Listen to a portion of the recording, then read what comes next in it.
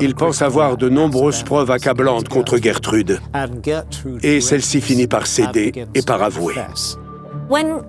Quand elle passe aux aveux, elle dit qu'elle a effectivement marché sur l'eau grâce à l'huile qu'elle s'est appliquée sur les pieds. Comme dans de nombreux procès en sorcellerie, elle était brisée mentalement et a probablement commencé à se persuader de certaines choses. On lui posait sans arrêt les mêmes questions. Le pasteur faisait appel à sa morale, en lui disant qu'il valait mieux qu'elle avoue pour son salut et qu'elle se confesse entièrement. Elle a dû penser que c'était dans son intérêt de tout reconnaître, ou peut-être même qu'elle commençait à croire ce qu'elle disait. Elle explique qu'elle a nié tout l'hiver, mais qu'elle avoue enfin parce qu'un ange lui est apparu à Blokulla, en lui disant que si elle ne le faisait pas, une famine allait s'abattre sur la Suède et beaucoup de gens mourraient de faim.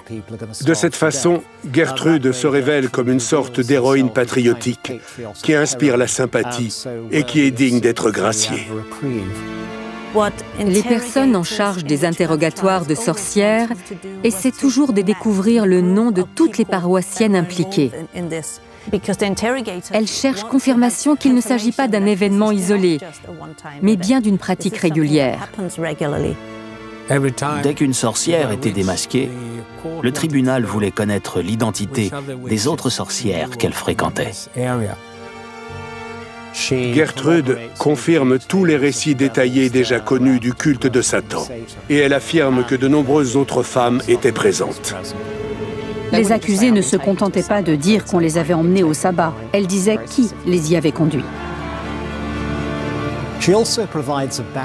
Gertrude raconte que la personne qui l'a emmenée à Blokulla des années plus tôt, et qui est donc la vraie coupable dans cette histoire, est une ancienne servante de son père qui s'appelle Marit Jonsdottir.